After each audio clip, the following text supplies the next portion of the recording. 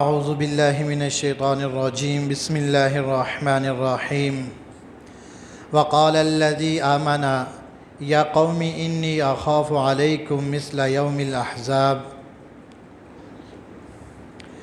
یہاں سے رجل مؤمن جو فرعون کے خاندان میں سے تھا، فرعون کا چچا زاد بھائی تھا، اس کی دوسری تقریر شروع ہو رہی ہے۔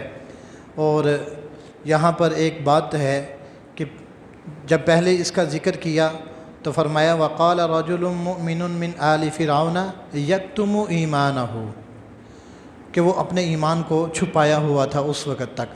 تو آج جب ذکر کیا اس آیت کے اندر تو فرمایا وقال الذی آمن، یہاں پر ایمان کو چھپانے کا ذکر نہیں ہے، یعنی معلوم ہوا کہ اس وقت اس نے اپنا ایمان کیا کر دیا تھا، ظاہر کر دیا تھا۔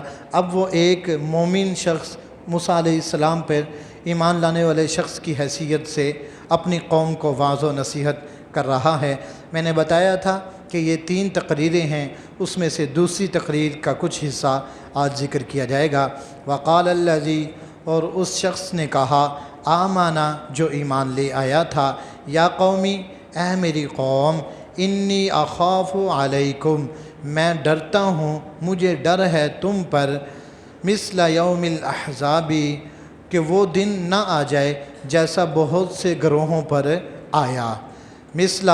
مثال کے طور پر مثلا دأب قوم نوح، جیسے کہ حال ہوا نوح علیہ السلام کی قوم کا، وعاد، اور عادیوں کا، وثمود، اور سمودیوں کا، والذین من بعدہم، اور ان لوگوں کا جو ان کے بعد آئے، یعنی قوم لوط وغیرہ۔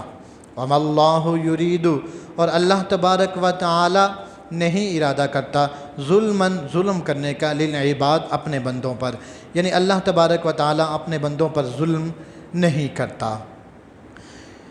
اب اس آیت کے اندر آخر میں ایک چھوٹا سا سوال ہے کہ وَمَا اللَّهُ يُرِيدُ ظُلْمًا لِلْعِبَادِ، یہ سوال مقدر کا جواب ہے۔ سوال یہ ہوتا ہے کہ اللہ تبارک و تعالیٰ نے اتنی قوموں کو تباہ و برباد کر دیا، عذاب میں مبتلا کر کے ختم کر دیا، یعنی کچھ کا ذکر یہ ہے کہ یوم الاحزاب بہت سارے گروہ تھے، ان کا بھی ختم کر دیا، نوح علیہ السلام کو بھی بالکل ملیا میٹ کر دیا ان کی قوم کا، اور عادیوں کا، سمودیوں کا، قوم لوط کا، الغرض بہت ساری ایسی قومیں جن کو اللہ تبارک و تعالیٰ نے عذاب میں مبتلا کر کے ختم کر دیا۔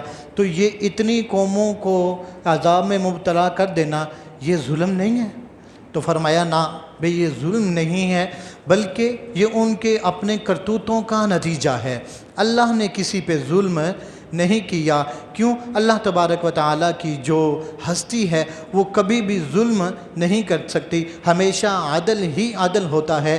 ہاں، عدل سے بڑھ کر رحمت ہو جائے کسی پر، عدل سے زیادہ رحمت ہو جائے کہ بندہ گناہ گار بھی ہے پھر بھی معاف کر دیا، قوم گناہوں میں مبتلا بھی ہے پھر بھی درگزر کا کام لیا جا سکتا، یہ تو ہوتا ہے، فضل تو ہوتا ہے، عدل بھی ہوتا ہے، لیکن اللہ کے ہاں ظلم کا کوئی شائبہ نہیں ہے۔ تو فرمایا وَمَا اللَّهُ يُرِيدُ ظُلْمًا لِلْعِبَادِ، اللہ نے کبھی بھی ظلم نہیں کیا۔ یہ انسانوں کا کرتوت ہوتے ہیں، شرک و کفر کی وجہ سے وہ اپنے آپ کو عذاب کا مستحق بنا لیتے ہیں۔ میں بارہا عرض کر چکا، دنیا کے اندر سب سے بڑا ظلم کیا ہے؟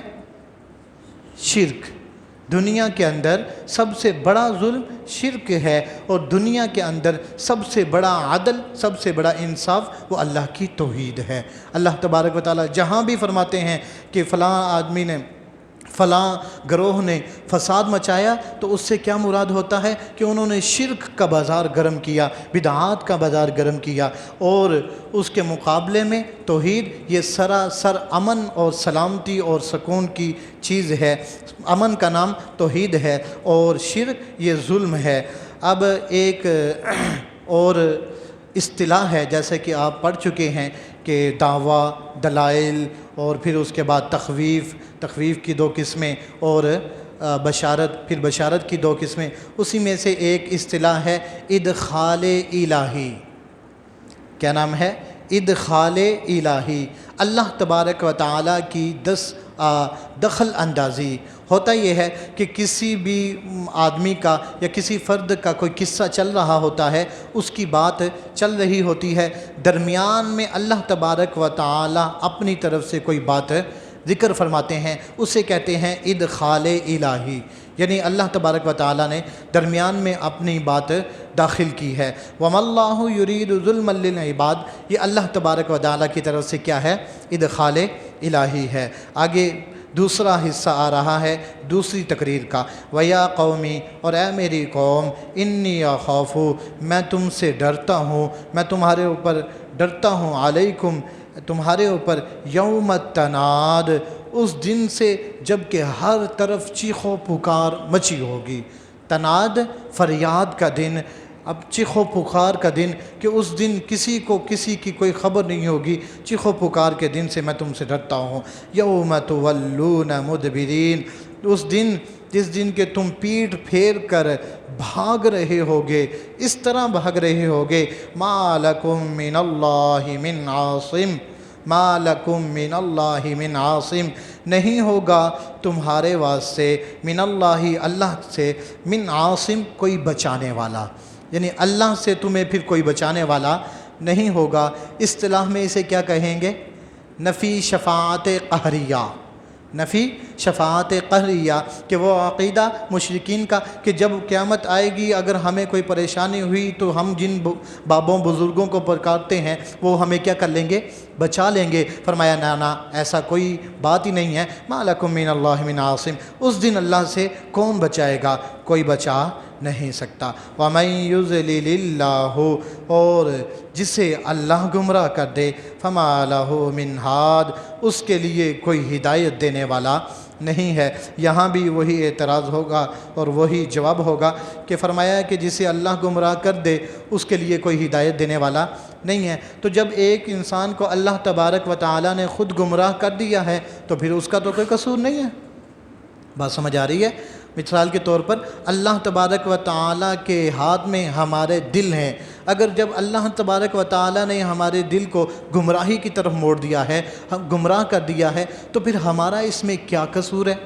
سوال ہو سکتا ہے۔ اس کا جواب یہ ہے کہ اللہ تبارک و تعالی اسی طرح کسی کو گمراہ نہیں کرتے، بلکہ انسان خود گمراہی کی طرف جب جاتا ہے، وہ پیغمبر کے سمجھانے کے باوجود ضد اور عناد کی وجہ سے سمجھتا نہیں ہے اور کفر و شرک پہ اڑا رہتا ہے، تو پھر اللہ تبارک و تعالی اس کو گمراہ کر دیتے ہیں کہ تیرے دل کے اندر جو کالک اور سیاہی ہے وہ تجھے ایمان لانے پہ نہیں کر رہی، ابھار رہی اور روک رہی ہے، تو پھر چل اسی کی طرف چل۔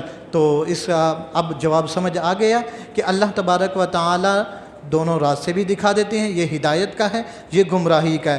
جو ہدایت کی طرف آتا ہے اس کے لیے کل آ گیا کہ اللہ تبارک و تعالی کس کو ہدایت دیتا ہے؟ من ینیب، جو انابت لے کے آتا ہے، جو جھک کے آتا ہے، اس کو ہدایت مل جاتی ہے، اور جو کفر کی طرف جاتا ہے، ضد اور ہٹ درمی کی طرف جاتا ہے، واضح دلائل ہونے کے باوجود پھر اپنے کفر پہ اڑا رہتا ہے، تو پھر اللہ تبارک و تعالیٰ کیا کر دیتے ہیں؟